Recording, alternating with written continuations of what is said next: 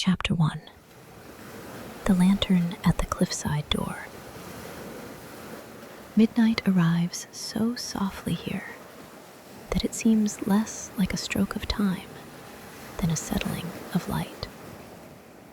You stand at the cliffside door of the conservatory, where the stone threshold still holds a little of the day's stored warmth, and beyond it, the glass halls glow with a patient, honey-colored hush.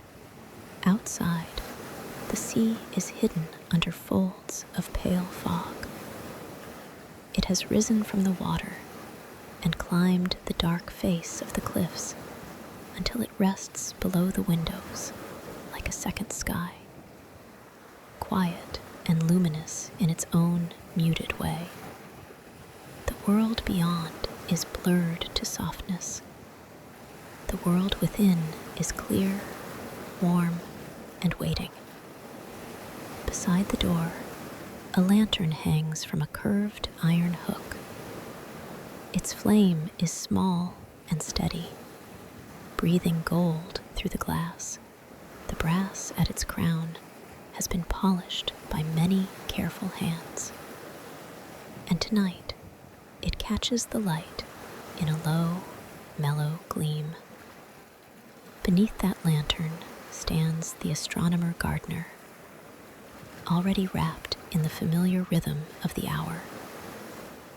Their presence is calm enough to seem part of the conservatory itself, as if they belong to the leaves, the panes, the brass fittings, and the midnight air as naturally as the lantern belongs to its hook. They lift the lantern down with an easy, practiced motion. The small ring at its top gives the faintest touch of sound. Then stillness gathers again. The door opens inward on quiet hinges, and warm air drifts out to meet you. It carries the green scent of watered soil, the cool sweetness of dew beginning to gather on broad leaves, and beneath it all, the almost imperceptible trace of salt borne upward from the sea below. The warmth is not heavy. It is the kind that receives you gently, that asks nothing of you except that you come in slowly and leave the outer world where it has softened into fog. So, you step inside. At once, the glass closes around you like a sheltering thought.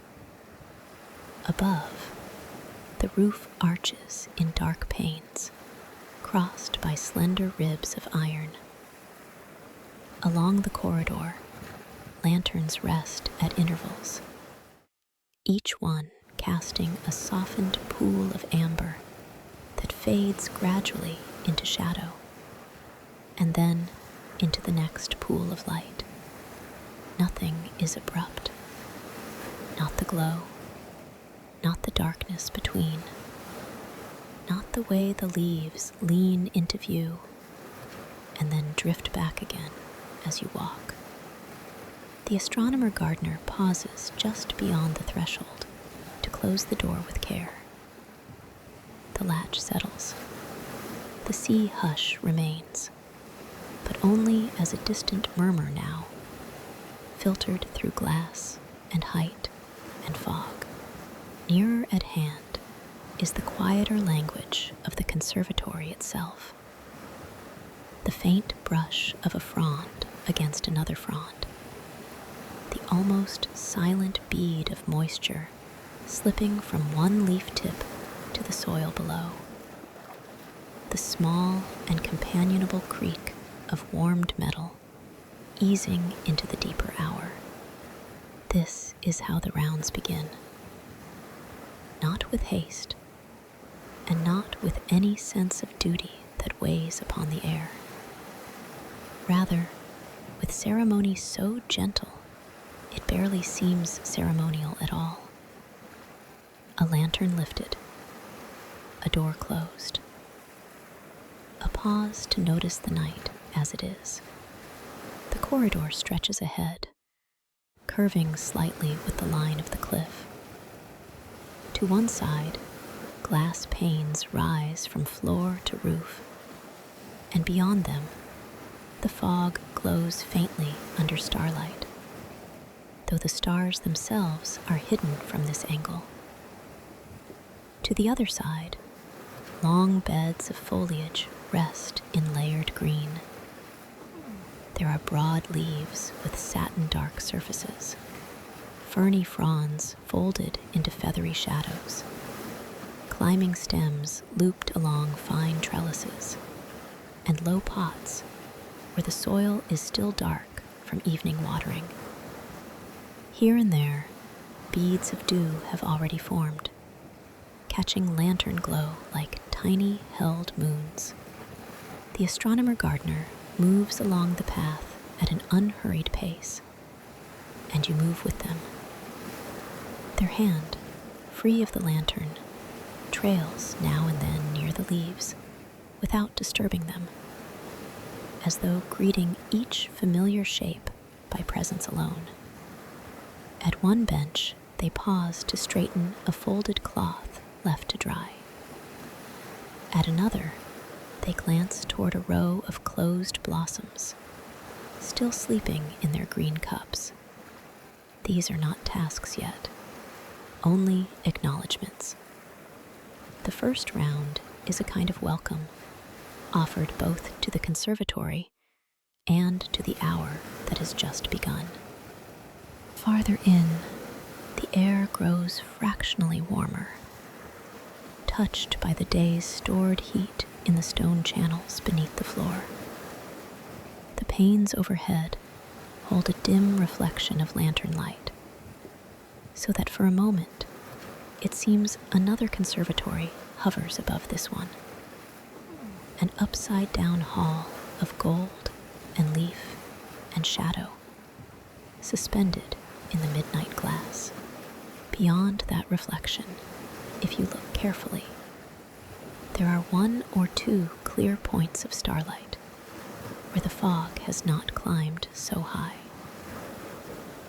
Leaf and star, lantern and glass. Warmth within, pale obscurity without. The astronomer gardener stops at a junction where three corridors meet. Here, the conservatory opens briefly into a small central space, round as a quiet breath. A wooden table stands there with a folded pair of gloves, a soft cloth, a small brass key, and a notebook closed for later hours. Above the table hangs another lantern, lower than the rest, making the wood grain glow like dark honey. The surrounding paths lead onward into separate houses of fern, vine, citrus, and instruments not yet seen. But for now, at the beginning, it is enough simply to stand in the center and feel how gently all these rooms are joined.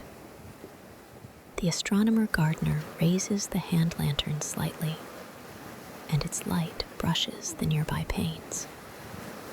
Outside, the fog shifts in slow, silent folds below the cliff.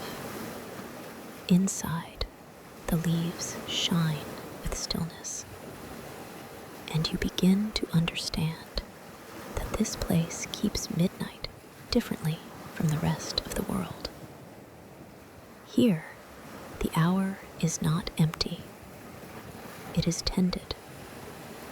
It is polished by attention, warmed by flame, softened by breath against glass. It is a living interval between sea and sky, between root and constellation, between what sleeps and what quietly wakes. The astronomer gardener turns at last toward the first corridor of the night's round. The lantern swings once, gently, Its gold light moves over leaf, over brass, over the narrow path ahead. And with that small motion, so calm and familiar, the conservatory receives you fully, and the night opens inward. This, Chapter 2, Wicks, Brass, and Breath-Warm Glass. The first lantern waits just beyond the door, hanging from its iron bracket, where the curved corridor begins to bend into green shadow and gold light. The astronomer gardener reaches it without hurry, as though the hand already knows the small distance, as though the lantern, too, has been expecting this quiet meeting at the same hour, in the same hush, night after night. You pause beside them. Up close, the lantern's brass is warmer than it first appeared from across the hall. It carries the softened glow of long use, touched smooth at the latch and handle, dimmer in the little corners where a faint trace of soot has settled like velvet dust. The glass panes are slightly misted from the conservatory air, and when the astronomer gardener steadies the frame with one hand, the other opens the small door with a motion so practiced it seems almost part of breathing. Inside, the flame holds low and steady. A pair of narrow scissors appears from a pocket, silver only for a moment before the lantern light turns them honey-colored.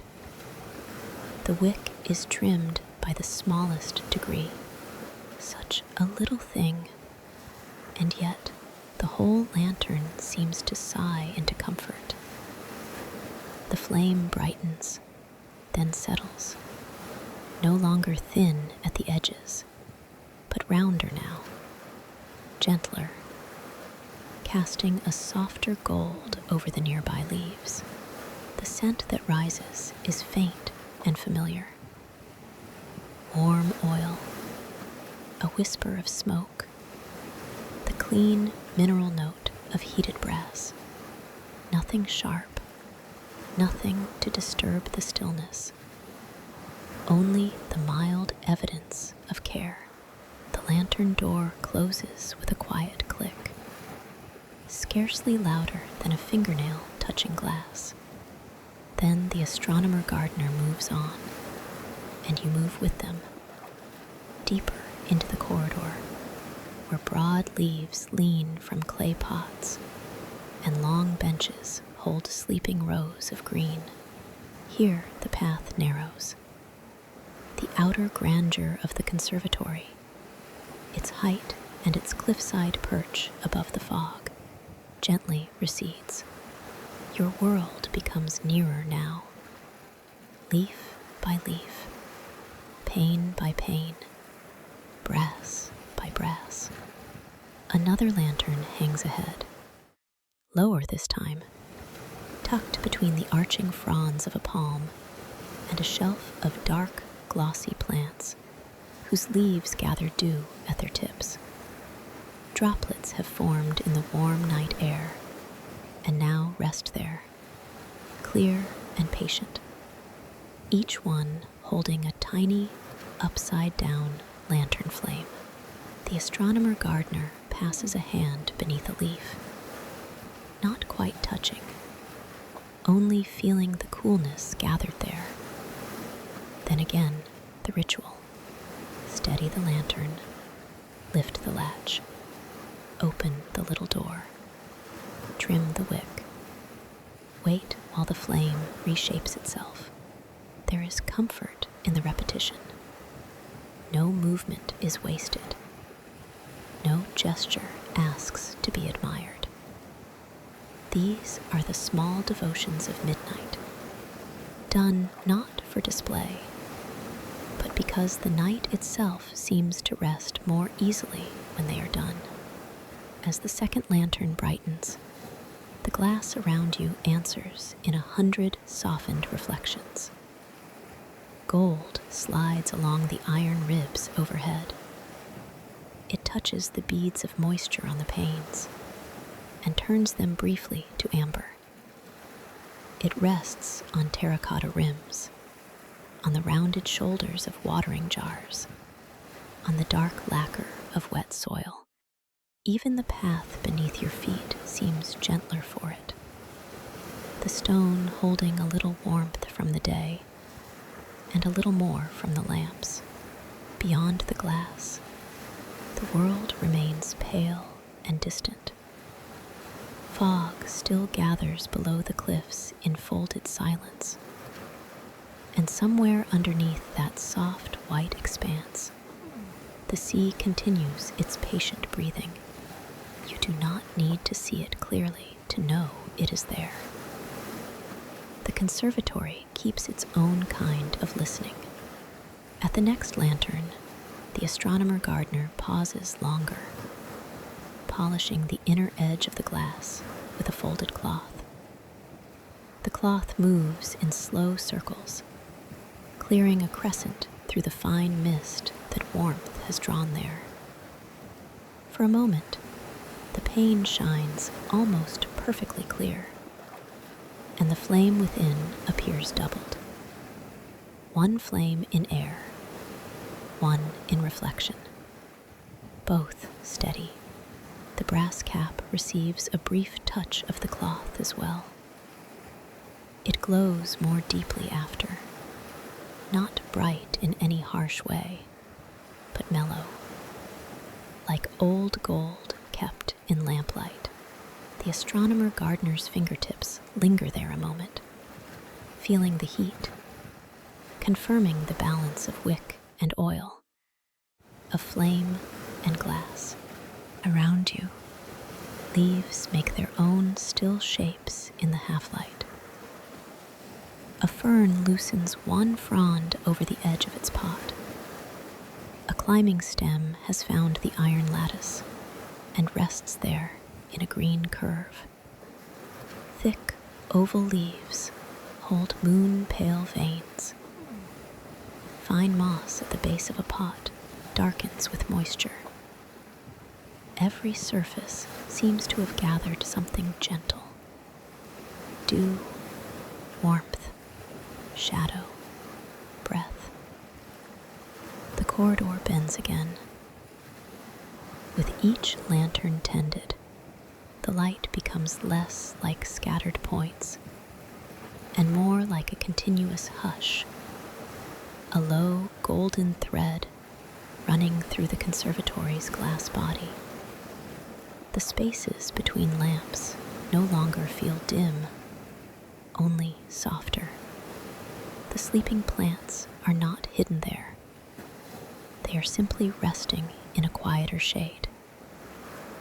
The astronomer gardener walks slowly enough that you begin to notice the smallest transitions. The faint change in temperature near a pane where night presses cool against the glass. The mild warmth around a lantern newly trimmed. The scent of damp soil deepening near a bench of potted herbs. The way a sleeve brushes leaves with a sound softer than paper, softer than rain. At one narrow turning, they stop beside a lantern no bigger than 2 cupped hands. This one burns especially low, its flame folded inward, almost dreamlike. The wick is shortened, then raised by the smallest measure. A tiny breath of brightness follows. Not much, only enough. Only enough is the rule here. Enough light to guide the path. Enough warmth to hold the glass free of chill. Enough tending that each living thing may remain at ease through the hour. The astronomer gardener closes the lantern and lets their hand rest on the brass for one last moment. Then they withdraw it and stand quietly, as if listening to the balance they have made. Flame, leaf, pain, dew, fog, sea. And in that listening, the conservatory seems to draw a little closer around you, warm with breath-soft glass and the calm glow of tended wicks, ready to lead you onward between the sleeping leaves. The path narrows almost without your noticing. One corridor of sleeping leaves gives way to another, and then to a softer chamber where the air itself seems changed, warmer by a breath, sweeter by a shade, as though the midnight hour has opened some hidden drawer of fragrance within the conservatory. The astronomer gardener slows here, though there is no need to say why.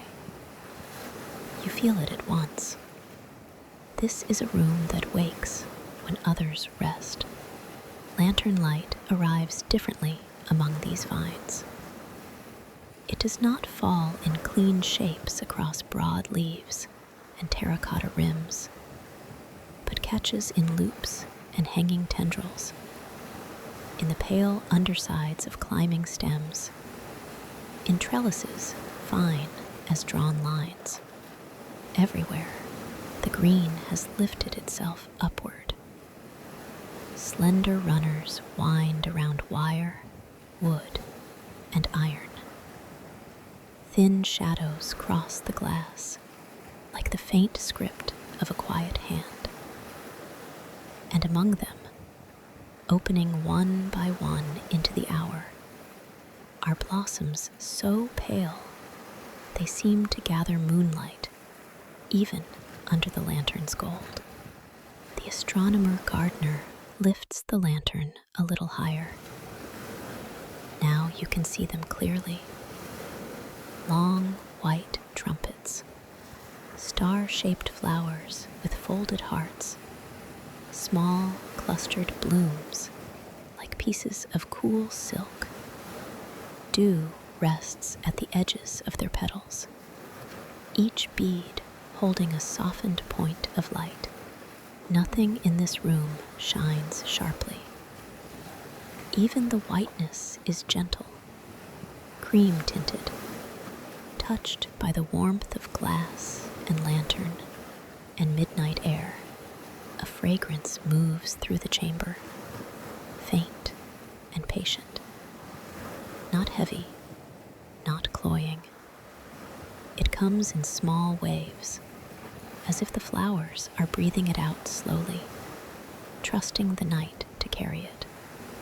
There is jasmine in it, perhaps, a little honey, a little green freshness, as though the stems themselves have a scent once darkness settles fully around them. Beneath it all remains the familiar conservatory hush.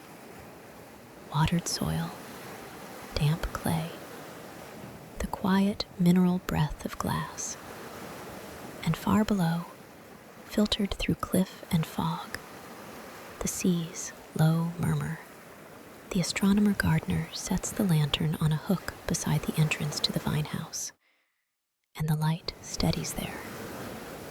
A small, warm sun among pale blooms. Then the tending begins. One hand reaches to a wandering tendril that has slipped free of its support. The movement is slow, practiced, almost ceremonial. The vine is lifted with 2 fingers, not pinched, only guided. Its green curve is turned gently back toward the trellis, and a soft tie of twine is looped around stem and support, with room enough for growth, room enough for tomorrow. Another stem is checked where it leans under the weight of newly opened flowers. A little stake is pressed more firmly into the soil. A leaf with a silvering edge is turned toward the light, inspected, and left in peace. You follow these motions as you might follow breathing. Lift, pause, support, smooth. The room answers with stillness. As the astronomer gardener moves farther in, the vines gather more closely overhead, making a kind of green arcade beneath the curved panes. Here, the glass roof is dim with fine moisture. Tiny droplets cling along the iron ribs and sometimes loosen, descending without hurry to leaf or soil below. One lands on a broad vine leaf with a sound so soft it is almost imagined. Another slips down the outside of a blossom, tracing the fold of a petal before vanishing into shadow. The astronomer gardener pauses beside a bloom that is only just opened. Its petals are still unfurling, their edges curved inward, as though reluctant to leave the bud's small shelter. Lantern light warms one side of it. The other remains cool and pearl-like. With a touch lighter than the settling of fog, the gardener steadies the stem and simply waits. There is no need to hurry a flower into being, so you wait too. In this chamber, midnight feels less like an hour and more like a permission. The day's brighter tasks have fallen away. No sun presses at the glass. No footsteps pass beyond the walls. The vines can open at their own pace, and the one who tends them knows this well. Their care is not correction. It is companionship. A hand beneath a stem. A lantern left low and kind. A presence that notices far above, beyond the fog, and beyond the roof's faint sheen. The stars continue in their silent distances. You do not need to see them now to feel them there. Their remoteness only deepens the tenderness of this nearer world. A petal beaded with dew, a tendril curling around air until it finds support. A warm brass lantern breathing its softened gold into the leaves. The astronomer gardener moves to the far wall, where the night-blooming vines climb highest. Some have reached the upper lattice, and their blossoms hang at eye level, suspended like little white lamps of their own. One flower brushes the gardener's sleeve as they pass. Another leans toward the glass, where beyond it, the fog has risen high enough to pale the lower panes.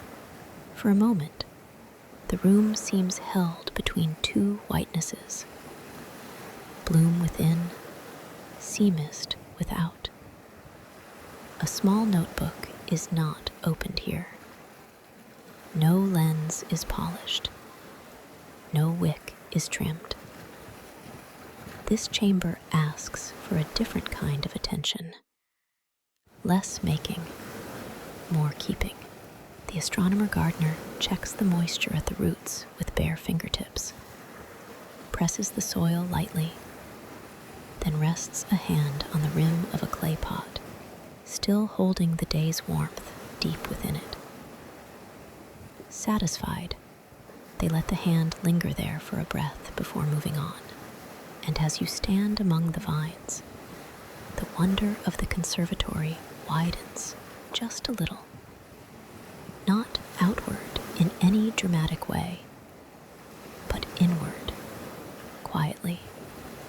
The leaves no longer seem merely leaves, nor the blossoms merely blossoms. They are timed to darkness, entrusted to it. They open under glass while the cliffs sleep, and the sea disappears beneath fog. They offer their fragrance to the hour no one else keeps, except the lantern and the gardener, and now you. At last, the astronomer gardener returns to the hook and lifts the lantern once more. Its light glides over white petals, over trellis and stem, over droplets resting untroubled at the edges of leaves.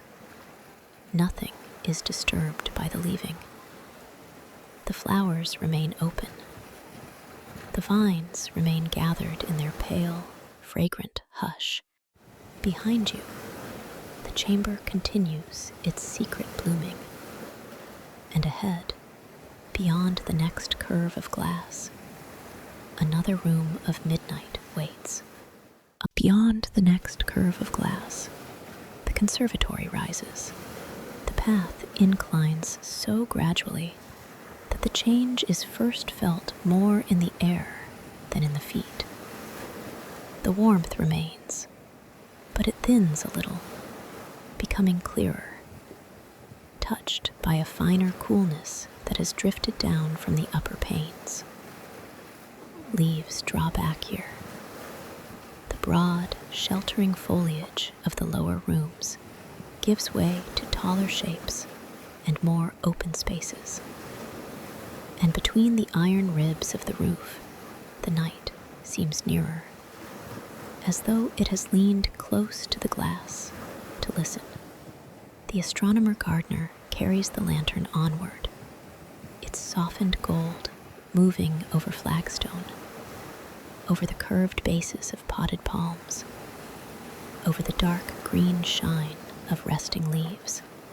At the end of the ascending corridor, where the conservatory reaches one of its highest points above the cliffs, a small observing station waits in its familiar stillness.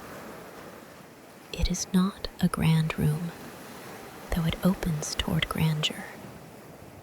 A work table stands beside the panes, and above it rests a telescope of old brass, long and patient, fixed on its mount with the quiet dignity of something often used and carefully kept. The lantern light gathers along the tube in dim bands of honey and amber. Here and there, the brass holds the softened blur of fingerprints, the faint bloom of salt carried upward from the sea, the tender mist left by night air meeting warmer glass. The astronomer gardener sets the lantern down upon the table. For a moment, nothing more is done. There is only the hush that lives in high rooms after midnight. The faint sea murmur rises from far below the cliffs, filtered through fog and distance, until it is less a sound than a memory of one somewhere behind. In the deeper green chambers, a drop of water lets go from a leaf and lands in soil. The panes give back the smallest breath of coolness. Brass, glass, leaf, and darkness rest together without asking to be disturbed. Then the gardener reaches for the telescope's covering cloth. It is folded over the instrument with habitual care, a dark, soft fabric that has kept the lenses from dew and dust. The cloth lifts away with a slow, unhurried motion and is laid neatly beside the lantern. Beneath it, the brass seems to wake by degrees, not brightly, but with a muted glow. As if remembering former nights, the telescope's long body carries tiny signs of use. A seam polished smooth by steady hands. A wheel dulled at the edge where fingers often turn it. A ring near the eyepiece, where the warmth of touch has deepened the metal's tone. The astronomer gardener takes up a chamois cloth from the table.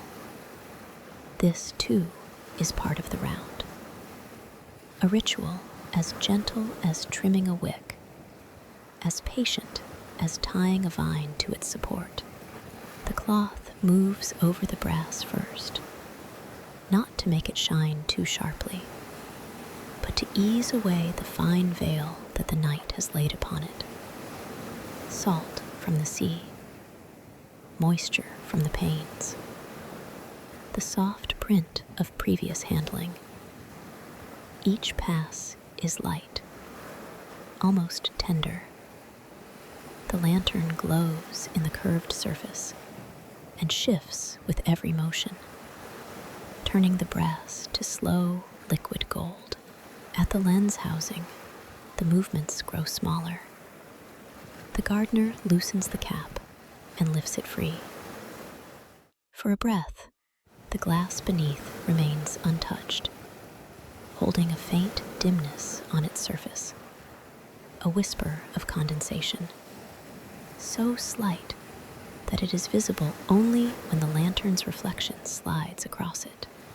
The astronomer gardener waits, allowing the lens to settle into the room's quiet air, and then begins to polish. No sound rises, but the smallest dry murmur of cloth on glass. Round and round, with no hurry. The mist clears. The lens deepens. What was clouded becomes transparent again. Not with a sudden gleam, but by patient degrees, until the glass no longer seems a surface at all. It becomes an opening, a dark, lucid circle prepared to receive distance. The eyepiece is tended next, then the smaller fittings, the adjustment knobs, the brass screws that hold the instrument in place. Each one is checked with the same calm attention given to lantern hinges, to trellis ties, to the stems of night-blooming vines. Nothing in the conservatory is hurried through. Everything is met fully, then left in peace. When the polishing is done, the astronomer gardener rests both hands for a moment on the telescope mount. Beyond the highest panes, the fog lies low tonight. It has risen from the sea in pale folds and settled beneath the cliff line, filling the dark below with a second sky. From here, it appears almost luminous, though no light shines from it, except what the night lends freely. A pearl soft dimness, a breadth of white-gray stillness drifting under the world. Above it, where the fog thins and leaves openings, the true sky shows through in quiet intervals. The telescope is turned toward one of these clear gaps. Its movement is slow and practiced. A hand at the tube, another at the wheel. A small adjustment, then a pause. The brass mount answers with the faintest, gentlest creak. The instrument rises by degrees, passing the reflection of the lantern in the glass, passing the dark suggestion of leaves behind, until it comes to rest, angled upward, beyond the conservatory roofline, toward a field of stars the naked eye can only partly hold. The astronomer gardener leans to the eyepiece. You remain there beside them, in the warm shelter of the station, with the lantern breathing softly at your elbow and the cool pane nearby. You do not need to see exactly what is found. It is enough to feel the reaching, enough to know that through polished glass and careful brass, through the stillness of this high room, the night is being met with the same tenderness given to flowers and flame. After a little while, the gardener steps back and makes another small correction. A fraction to the left, a fraction higher. Again, the eye meets the lens. Again, the room grows even quieter around that simple act of looking. Near at hand, the table bears its familiar things: folded cloth, lens cap, a little tin of polish, the lantern with its warm chimney, a faint crescent of soot at the wick. Near at hand, the brass still holds the memory of touch. The window glass carries a breath of coolness. Somewhere below, hidden by fog, the sea continues its long and gentle hush. Far away, stars rest in their distances. And between the near and the far, between hand-warmed metal and silent light crossing dark, the conservatory keeps its midnight watch, sheltered beneath glass, high above the folded white of the sea mist. You stand in a place where tending and wonder are the same slow motion. For a little longer, the astronomer-gardener remains with the telescope, polishing once more the edge of the eyepiece with the corner of the cloth, checking the alignment, letting the gaze travel upward through the clear, dark opening the lens has made. Then the lantern is lifted again, and its soft gold gathers around brass, table, pane, and patient hands. Somewhere ahead, the long western windows wait with their pale sky of fog below. Somewhere ahead, the long western windows wait with their pale sky of fog below. The astronomer-gardener carries the lantern that way without haste, and you go beside that quiet motion, as though the corridor itself has begun to drift. The brass frame of the light gives off a softened warmth. Its glow slides over iron ribs, over the dark gloss of leaves, over droplets gathered at the tips of fern and vine. Here and there, dew returns the lantern in miniature, a gold point trembling on the edge of green. The passage widens by degrees.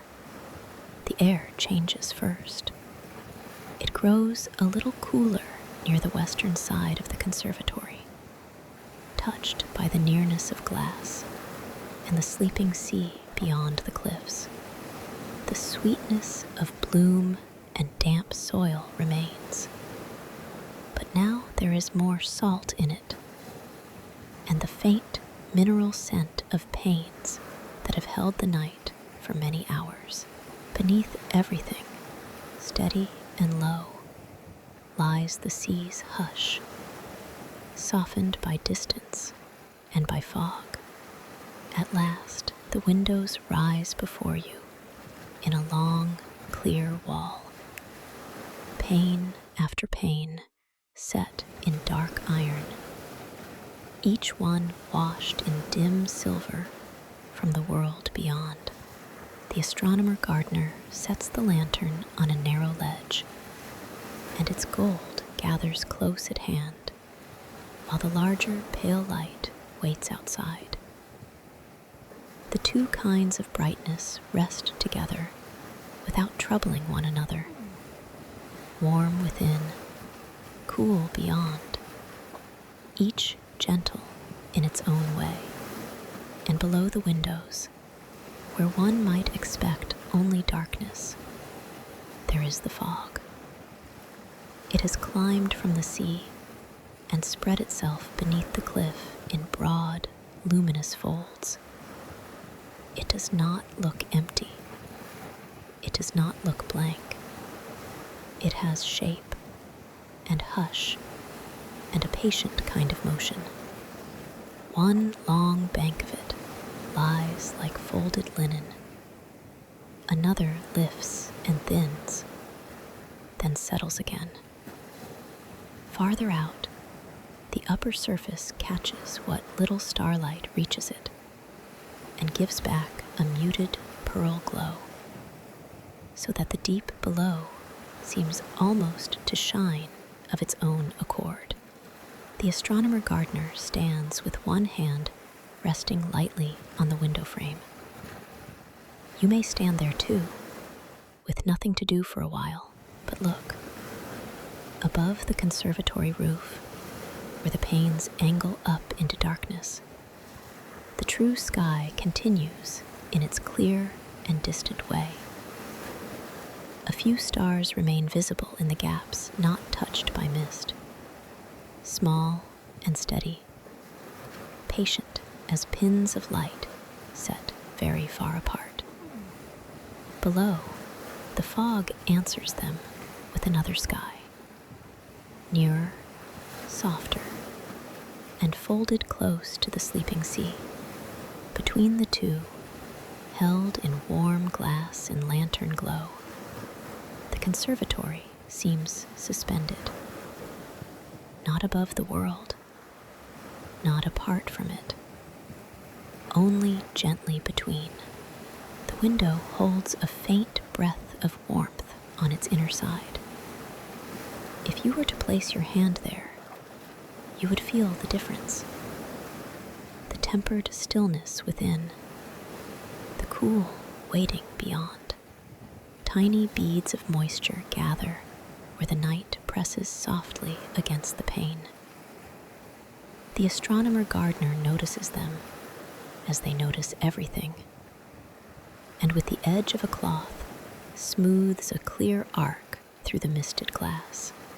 Through that small clearing, the fog appears nearer, its pale surface drifting with such slow intention that time itself seems to loosen and lengthen. A leaf nearby touches the window with a delicate curve, as if it too has turned to look out. Nothing in this place hurries. The lantern flame gives a small, steady movement in its chimney. Brass catches gold. The iron mullions divide the outer whiteness into tall, quiet panels. Behind you, deeper in the conservatory, broad leaves and trellised stems rest in layered shadow. And from somewhere back along the corridor comes the occasional soft release of a drop of water falling from one leaf to another. Even that seems part of the same large stillness. The astronomer gardener remains by the western glass for several breaths, perhaps more. Their presence is not one of waiting for anything to happen. It is the presence of someone who knows that this, too, is part of the round. To pause where the fog gathers, to witness the night in its gentlest form, to let the eye move from lantern reflection to window pane, from window pane to pale vapor, from pale vapor to star. The sea cannot be seen now, only sensed. It is somewhere beneath those luminous layers, breathing in long, hidden lines against the cliff. Its sound rises dimly through the fog, so softened that it resembles memory more than motion.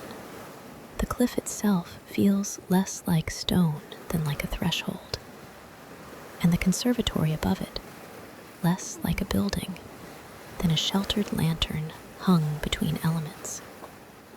Leaf and salt, brass and mist, root and constellation. The fog shifts almost imperceptibly. one fold opens into another. A dim hollow appears, then fills. Along the far edge, the pale surface smooths itself until it resembles a calm estuary of cloud. Looking down into it, you might forget for a moment which way is sea and which way is sky. The stars above become reflections of the brightness below. The brightness below seems to rise in answer to the stars. The astronomer Gardner lifts the lantern once more, but only slightly, enough to carry its warmth a little farther along the row of panes. Gold glides over the glass, and for an instant, your own sheltered world appears there. The round glow, the brass handle, the outline of leaves, the quiet figure of the night keeper. Then reflection gives way again to fog, to distance, to the soft, unmarked breath of midnight. And still the conservatory holds. Warm glass at your back and before you, cool silver beyond, a few steadfast stars above, a second sky below, breathing upward from the sea. Here, in this middle place, the night seems content to remain wide and wordless for a while longer. From the western windows, the astronomer Gardner turns at last, and the lantern light turns with them, drawing a soft oval over the flagstones. The fog remains beyond the panes, folded below the cliffs like pale silk laid in careful layers. Above it, the stars continue their distant watch. Inside, the conservatory keeps its own quieter constellations. Droplets on leaves, brass fittings catching gold, the small repeated gleam of glass. The path back to the work table passes through familiar rooms that seem gentler now for having been visited already. The night-blooming vines rest in their trellised hush. Ferns lean in layered shadow. A broad leaf, heavy with dew, gives back the lantern in a wavering reflection as the astronomer Gardner moves by. Nothing asks to be hurried. Each room simply receives the returning step, the low flame, the calm hand. The work table waits near the observing station, beneath the higher panes, where the air is a little clearer and carries the faintest cool trace of salt. It is an old table, well used and well kept. Its wood rubbed smooth by years of sleeves, cloths, notebooks, and careful tools laid down and lifted again. A small drawer sits slightly open, as though it has never fully forgotten the last hand that reached for it. Beside the lamp rests the midnight ledger. The astronomer Gardner sets the lantern down first. Its brass ring touches wood with the softest note. Hardly more than a breath of metal meeting grain, the light settles. Shadows gather close around the table's legs, while the top of the desk becomes warm and clear. The edge of a folded cloth, a pencil worn to a gentle slant, the dark bottle of ink, the ledger bound in weathered blue-green cloth. Its corners are rounded with use. Its spine has softened. When the cover is opened, the pages release the faint, dry scent of paper that has lived many seasons beside damp leaves, lamp smoke, and sea air. this too is part of the rounds. Not an ending exactly, more a quiet honoring of what the night has already offered. The astronomer gardener draws the ledger close and smooths one hand over the open page. The paper holds slight ripples from old moisture, and the lantern light moves across them like light over shallow water. There are lines already waiting, and dates written in a hand so steady it seems less like writing than a form of breathing made visible. Night after night, page after page, the conservatory has been gently gathered here. A flower opened in the vine house. A lantern in the lower corridor burned lower than the others and was trimmed.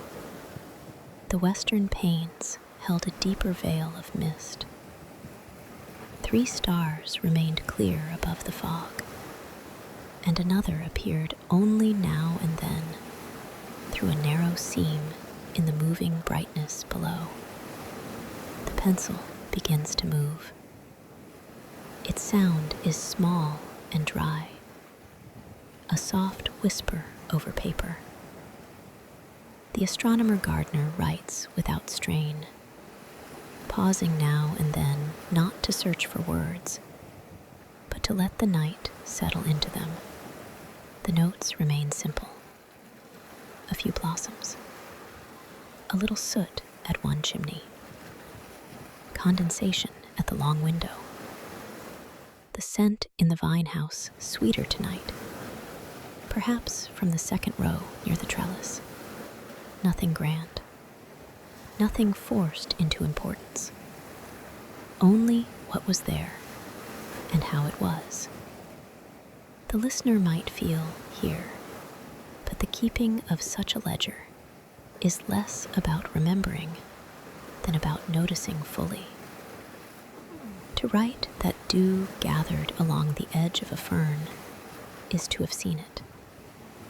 To mark that the fog rose high enough to silver the lower panes is to have stood still long enough for the silvering to become known. To note that the telescope lens cleared after polishing, and that one bright star held steady above the cliff line, is to give those small midnight truths a place to rest. The astronomer gardener turns a page. Earlier entries show themselves in passing glimpses.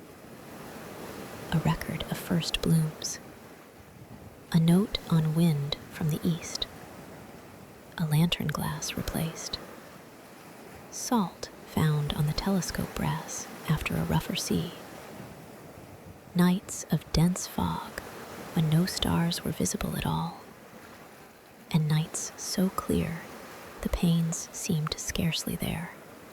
The ledger carries these not as events to be measured against one another, but as variations in the same long song. The conservatory changes by degrees. The night changes by degrees. The hand that tends them returns, and returns again. Outside, the sea hush remains far below, softened by cliff and fog, until it is hardly separate from silence. Once, the wind touches the upper glass and passes on. The frame gives a tiny answer. Then stillness gathers again around the work table, around the lantern, around the moving hand. A small blot of ink darkens and then dries. The astronomer gardener lifts the pen, tips it, writes another line. The lantern flame leans, rights itself, and glows on. Near the sill, a bead of condensation slips down the pane so slowly it seems almost to be thinking its way downward. On a nearby shelf, a brass fitting remembers the telescope's polish, and returns a dim amber crescent. The notes continue. Fog high at the western windows. Night blooming cereus open in the inner row. Wick trimmed in the eastern corridor. Lens cleared. Sea very quiet. The page receives each line with the same patient calm. No entry crowds another. There is room for every small observation, just as the conservatory itself has room for leaf and lantern, moisture and brass, silence and star. At length, the astronomer gardener rests the pencil across the lower margin and lets both hands be still. The ledger remains open. The ink gleams faintly before it dulls. Around the table, the warm air of the conservatory and the cooler breath from the higher panes mingle so gently that one can hardly tell where one ends and the other begins. And in that mingling, with the page open and the lantern low beside it, the night seems not recorded away from itself, but held a little more tenderly within it. Let from the work table, the route bends downward again. The higher panes and the brass stillness of the observing station remain behind, though not entirely left. Their quiet follows in softened memory, like starlight lingering on metal after the lens has been covered. The astronomer gardener lifts the lantern and moves on, and you move with them into a lower branch of the conservatory, where the ceiling eases closer, where the air grows warmer by a degree, and where green gathers itself in denser folds. Here, the corridor narrows between long shelves and deep clay tubs. Ferns unfurl from shaded corners in layered fans, each frond holding its own pattern of shadow. Their undersides catch the lantern's gold only lightly, so that the room seems woven from olive dusk and amber thread. Moisture rests along the ribs of the leaves. Some droplets cling and brighten.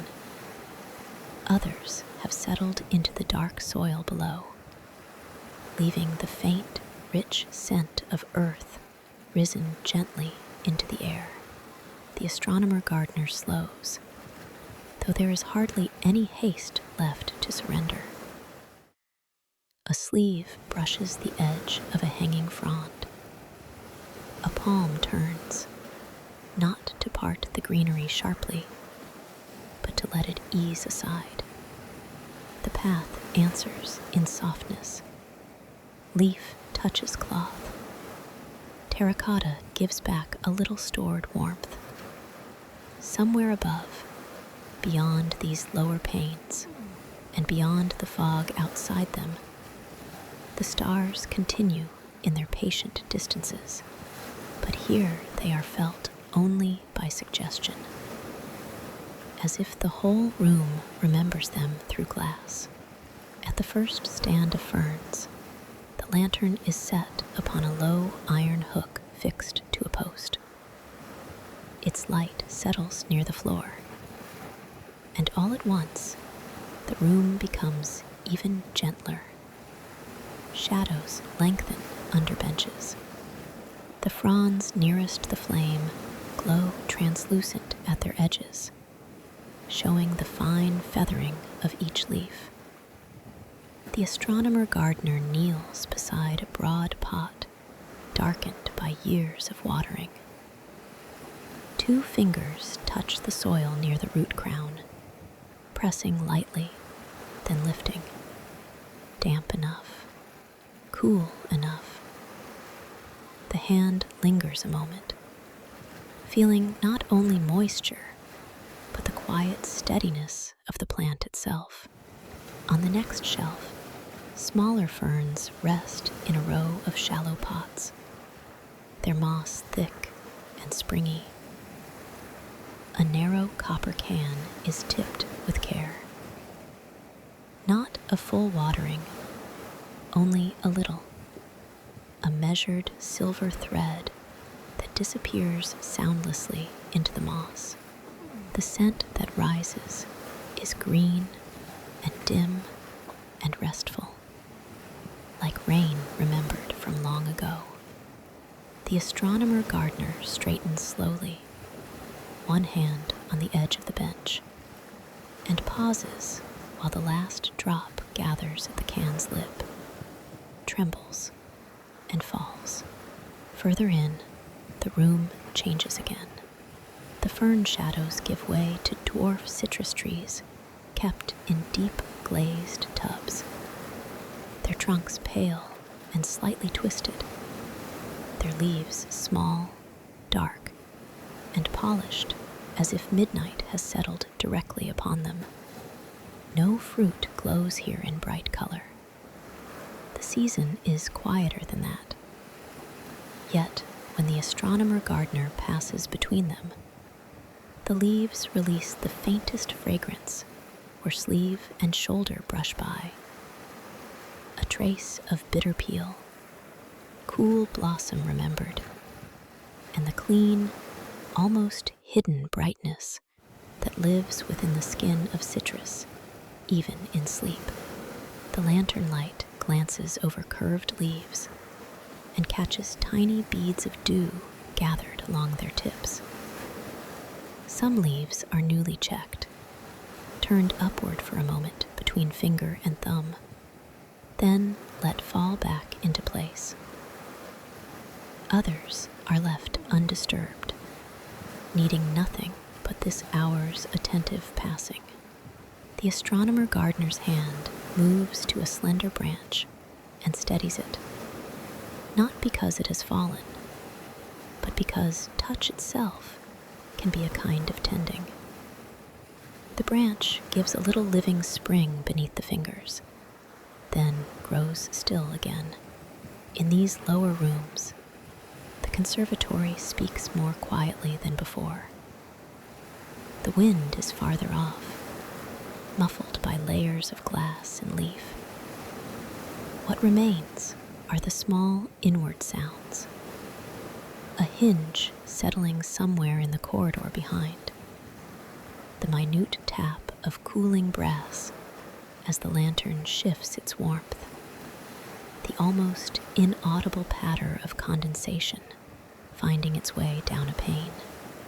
Beneath all of it, from far below the cliffs, the sea keeps its low, hidden murmur, softened by fog into something less like motion than breath. The astronomer gardener listens while checking each tub in turn. One receives a little water. Another is turned a fraction, so one side may rest nearer the lantern's warmth before dawn. A fallen leaf, dry at its stem, is lifted from the soil and set aside on the bench. Nothing urgent, nothing undone. Only the old continuity of care, performed in the same calm measure as trimming a wick, polishing a lens, or making a note in the ledger. The path bends once more, and the room seems to draw in around you like a cloak. Fronds arch overhead from a high shelf. Citrus leaves gather the lantern glow into small, dark mirrors. The glass, no longer distant and lofty, stands close at hand, faintly misted, holding back the cool of the outer night while letting in its silver hush. Beyond it, the fog still drifts below the cliffs, like another world laid softly under this one. The astronomer gardener lifts the lantern again and walks more slowly than before, as if the hour itself has grown heavier in the gentlest possible way. Their steps are quiet on the flagstones. Their free hand trails once along the edge of a bench, then rests briefly on the rim of a warm clay pot. The conservatory settles around that touch. Fern shadows remain folded upon fern shadows. The citrus trees keep their secret fragrance in their leaves. Moisture beads, gathers, and waits. And in these lower rooms, enclosed by green and glass, and the softened gold of the lantern, the night no longer feels wide so much as near, drawn close enough to lean against, close enough to breathe with, while the midnight rounds continue in their tender, unhurried hush. The astronomer gardener pauses there a little longer, in the lower room of fern shadow and sleeping citrus, as though the stillness itself has asked to be heard more carefully. The lantern hangs low on its iron hook, its light softened by the hour, and all around it the leaves hold their quiet shapes. Moisture gathers at the tips of fronds. The glazed tubs of the citrus trees keep a muted warmth from the day long gone. Beyond the glass, the fog remains pressed against the cliffs in pale, unseen folds. And farther still, beneath all of it, the sea continues its distant, patient hush. Then another sound arrives. Not a break in the silence, but a finer thread within it. The wind has come around the outer curve of the conservatory. It does not strike. It does not rattle. It only moves along the panes with a cool, brushing touch, like a sleeve passing over smooth fabric, like breath laid lightly against glass. The astronomer gardener lifts their head, listening, and you listen too. For a moment, nothing else is asked. No wick to trim, no note to make, no lens to polish. Only this, the night outside placing its hand gently upon the walls of this bright and sleeping place.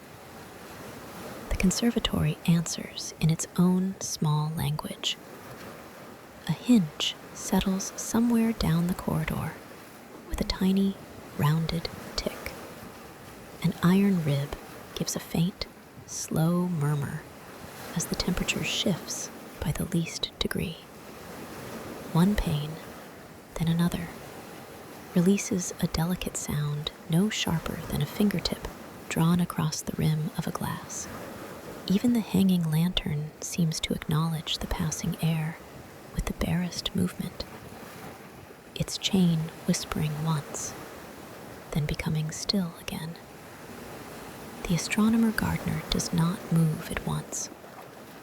Their stillness has the ease of long familiarity. This is not interruption. It is part of the rounds, part of the midnight tending, though nothing visible needs tending now. They take the lantern from its hook and begin to walk slowly through the corridor. You go with them between the ferns and the citrus trees, along the flagstones darkened here and there by old damp, past shelves where terracotta pots rest in orderly rows. The lantern glow travels ahead in a low amber oval, touching the edges of leaves, the curve of a clay rim, the black line of an iron support.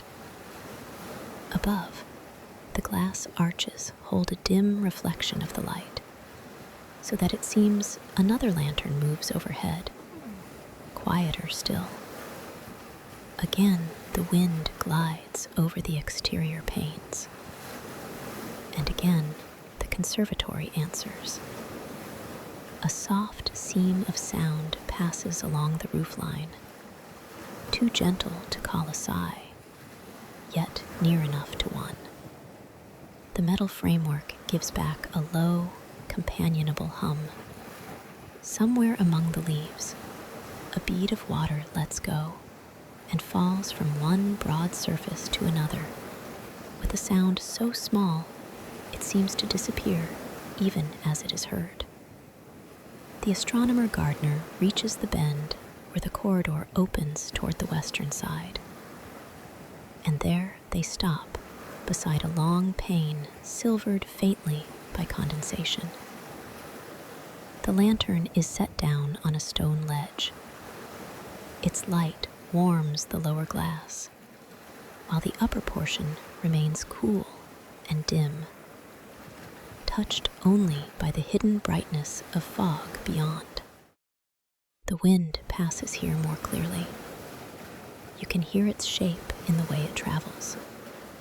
First along the far end of the wall, then nearer, then over the curved roof, then away again toward the high observatory panes.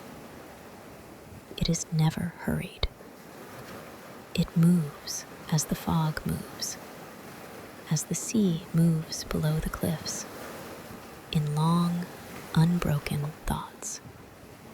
The astronomer gardener rests one hand lightly against the iron frame, not to steady it, only to feel.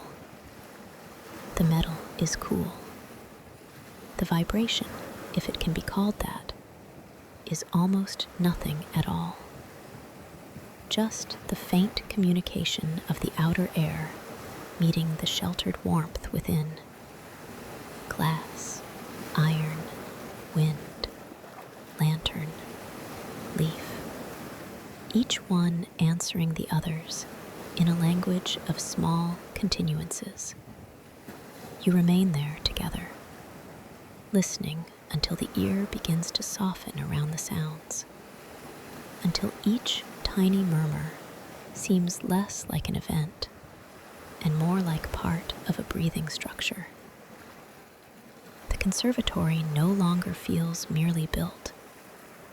It feels wakeful in its own quiet way. Protective, companionable, a keeper of warmth with thin, clear walls, untroubled by the weather it receives. In the pause that follows, the distant sea becomes audible again, low beneath the cliffs. Then the sea recedes, and the leaves near the glass make their own faint brushing as the air within shifts by almost nothing. Then even that settles. The astronomer gardener lifts the lantern once more and continues on, though more slowly now than before, as if walking inside a listening. At each section of pane, the wind offers a slightly different note. Near the taller palms, the sound is broad and velvety, spread over wide glass. By the trellised passage, it narrows into a thin, airy whisper. At a small vent above the corridor, not fully open but not fully sealed, it makes a tone so soft and hollow, it might be mistaken for someone humming in another room. Yet no room here is truly separate. Each chamber opens into the next by degrees of warmth, leaf, and light. Each sound carries a little way and is received, gentled, and folded into the whole. The conservatory listens to itself. The astronomer gardener listens with it. And you, held within the same low glow, begin to listen not for anything in particular, but simply for the comfort of what remains. Wind on glass, a lantern breathing gold, a frame settling deeper into midnight, dew gathering its clear weight on leaves, fog below the cliffs like a second silence. The rounds do not stop exactly.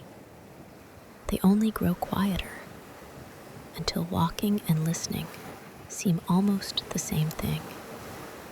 And the whole glass house, from its lower fern rooms to its high star-facing panes, rests around you like a great transparent shell, warm with lamplight, answering the night in murmurs so soft they might go on until morning and never once disturb your rest. From that listening hush, the astronomer gardener lifts the lantern once more. Its handle is warm from the hand, its brass sides faintly clouded with the soft breath of the room. The flame within has settled lower than before, no longer a bright working light, but a patient ember of gold. It is enough, more than enough for this last round, when the conservatory asks not for waking brightness, but for a gentler kind of seeing. You move again through the lower corridor, where fern shadows gather close to the flagstones. The fronds are still damp from their watering, and now and then a bead of moisture lets go from a green tip and darkens the stone beneath with the smallest sound. The citrus leaves hold their dim gloss. Their fragrance has softened further, becoming only the memory of itself in the warm air. A trace of peel and leaf and clean bitterness resting among earthier scents of moss, clay, and cooled iron. At the first lantern hook, the astronomer gardener pauses. This lantern had burned a little fuller earlier in the night, casting amber over the shelves and pots. Now its glass is touched with a faint bloom of soot near the crown. The little door is opened. A hand reaches in with practiced care. The wick is lowered just enough that the flame narrows and steadies, becoming a smaller oval of light, calm and honey-colored. The latch closes without sound. At once, the corridor changes. Shadows deepen, but only softly. The leaves do not disappear. They simply retreat into comfort, as though drawing a blanket over their own green sleep. A few steps farther on, another lantern receives the same attention. A shield is turned slightly, guiding the glow away from the nearest ferns and toward the path instead. The adjustment is subtle, almost ceremonial. Less light on the plants now, less invitation to open, to stir, to answer. More hush, more rest. The conservatory seems to welcome this easing. Along the glass, condensation has gathered again in thin, silvered films. Beyond it, the fog remains below the cliffs, pale and folded, though here in the lower rooms, it is felt more than seen.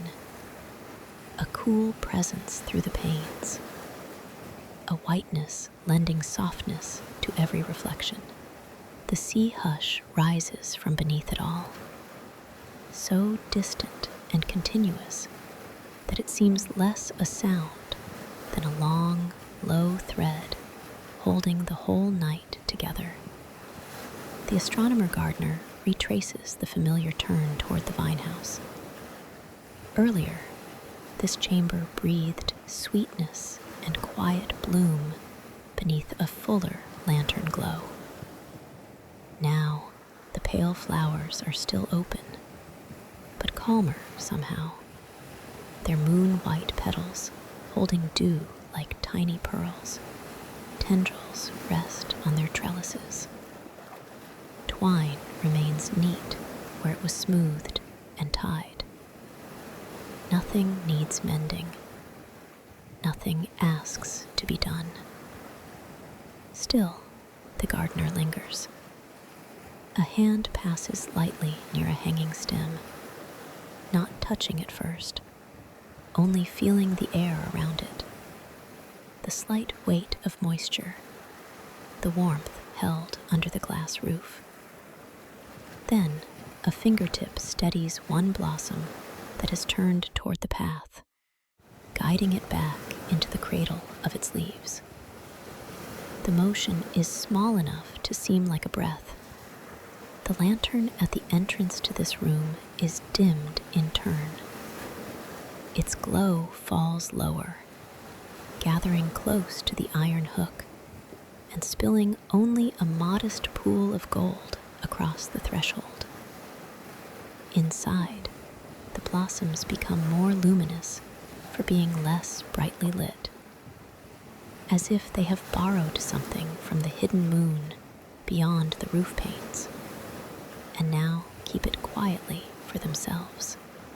Onward again, through the curved corridor, where broad leaves arch from both sides, and the iron ribs rise overhead in dark, repeating intervals.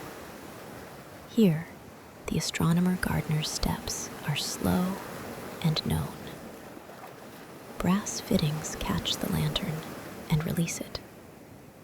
Dew on a leaf edge shines, then fades. The path itself seems to remember the earlier rounds. The trimmed wicks, the polished glass, the notes written in the ledger, the listening at the western panes.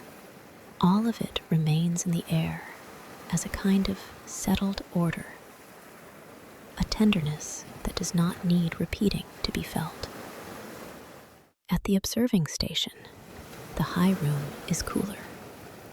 The telescope waits under its cloth, already covered, already at rest. A hand checks the edge of the fabric where it drapes over the brass tube, making certain no dampness has crept beneath. The cloth is dry. The lens cap is secure. Nearby, the work table holds the ledger closed now, its pages quiet under the lantern's low gleam. Nothing more is written. The night has already been honored. One lantern here is not extinguished, only turned down until its light barely warms the wood and brass. This is enough for watchfulness, enough for company. The high panes carry a faint scatter of reflected gold, and above those reflections, in the clearer bands beyond the fog, a few stars remain. They are small and remote, yet not cold, seen from within this house of leaf and glass. They seem simply farther lanterns, hung in a deeper corridor. The astronomer gardener stands for a moment between telescope and window, between polished brass and breathing plants below, and lets the room settle around that stillness. Then the last part of the round begins. Not a new task, only a return. Back through the corridor, past the sleeping citrus, past fern shadow and terracotta rims, past the long western panes where the fog lies like folded silk beneath the cliff, At each lantern, the light is considered and softened, one wick lowered, one shade turned, one flame left as it is, because it has already found the right quietness on its own. And with every small adjustment, the conservatory grows more tender. Gold light gathers close to hooks and walls. The spaces between lanterns widen into velvety dimness. Leaves become silhouettes with dew at their edges. Brass loses its shine and keeps only warmth. The glass no longer reflects a worked-in night of tending and note-taking, but a near complete repose, as though the whole structure has drawn a long breath and now lets it out very slowly. By the time the astronomer gardener reaches the middle corridor again, there's almost nothing left to do, only to glance once along the path, to see that the plants are settled, that the telescope rests, that the fog remains below, patient and pale, that the wind, if it touches the panes, does so gently, and that the lantern in the hand, lowered now to a final small flame, carries just enough light to keep the darkness soft. And so, the last of the walking gives way to stillness. The astronomer gardener stands for one more quiet moment in the lower corridor, the lantern resting in the hand with its flame turned low, a little amber heart behind dim glass. Around them, the conservatory has settled into the shape of itself at midnight. Ferns hold their shadows. Citrus leaves keep their faint, sleeping fragrance. Dew remains gathered along the edges of leaves and at the lips of clay pots, patient and bright where the lantern finds it. Then, with the same unhurried care that has carried the whole night, the astronomer gardener turns back toward the higher panes. The path is familiar now in a deeper way, not as a route to be completed, but as a thread already woven. Flagstones remember each soft step. Iron ribs rise overhead in dark curves. Here and there, a lantern glows from its hook with the gentlest possible gold, each one shaded, each one content to light only its own small circle of leaf and glass and air. Between them lie long bands of tender dimness. As the astronomer gardener passes, broad leaves give back a muted gleam.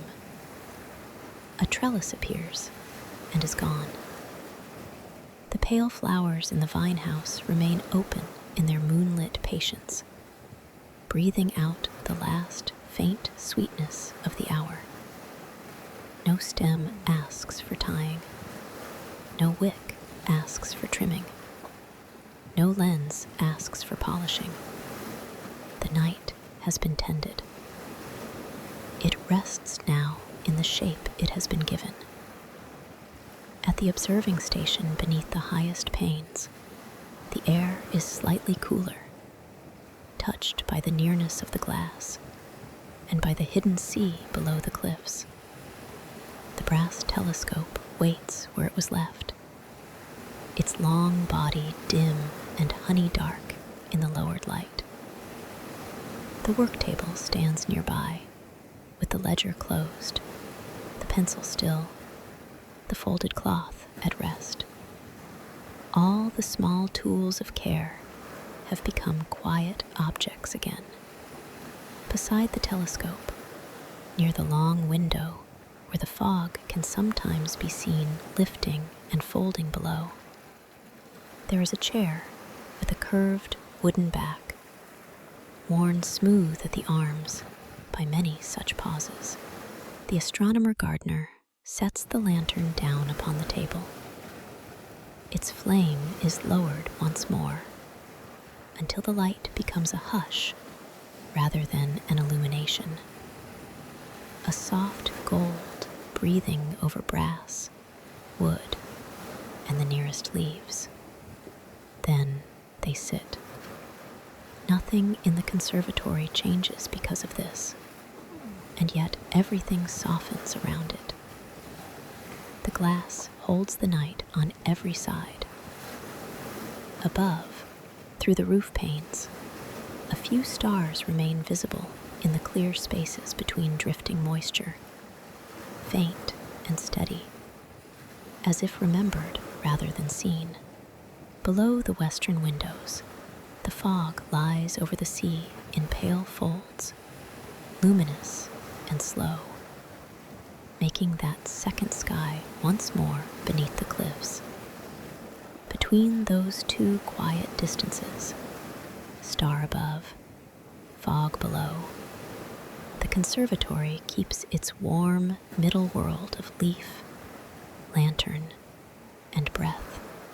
The astronomer gardener does not reach for the ledger again, does not rise to adjust a shade or check a latch. The rounds are complete, and now there is only this: the settled brass of the telescope beside the chair, the low lantern glow, the nearby shape of leaves leaning into shadow, the faint coolness that gathers on the inside of the panes, and the sea, far below, speaking in a voice too soft to separate from silence. Breath becomes part of the room. Inhale, and there is the scent of damp soil, old wood, cooled metal, a little lamp smoke, a little salt.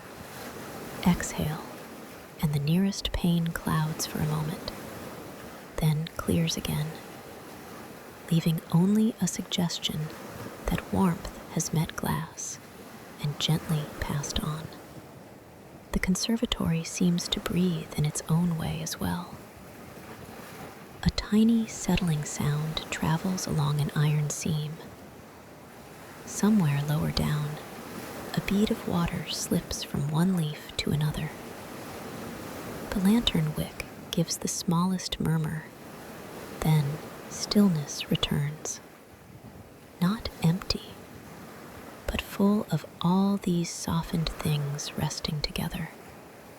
The telescope points upward through the dark ribs of the roof, though there is no need now to look through it. Its polished lens has already gathered what it can gather. The stars may remain where they are, quiet beyond measure.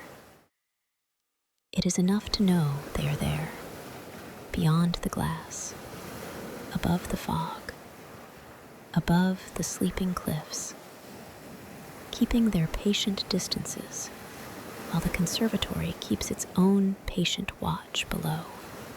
And the plants, too, keep watch in their manner. The white blossoms in the vine house remain open somewhere behind. Fern fronds hold their layered green in the dark. Citrus leaves, touched earlier by passing fingers, have gone still again. Dew continues to gather where it will gather. Moisture settles. Warmth lingers in terracotta. Brass slowly cools. The whole glass house seems suspended between becoming and resting, though at this hour the two are nearly the same. If you listen, the night asks for nothing more. Only the low light, only the glass, only the leaf shadow near the chair, only the dim brass curve of the telescope, only the fog below, patient as folded silk, only the faint stars above, sifted through pain and moisture. Only the distant sea, so far beneath the cliffs that its hush feels less like sound than memory. The astronomer Gardner remains beside all of this, quiet and wakeful in the gentlest sense, as though keeping company rather than watch. The lantern does not go out. It simply burns lower and lower still, until its glow is hardly separate from the warmth left in the room. And the conservatory, held between worlds, continues in silence. Leaf beside glass, fog beneath star, brass beside breath, midnight unclosing, and still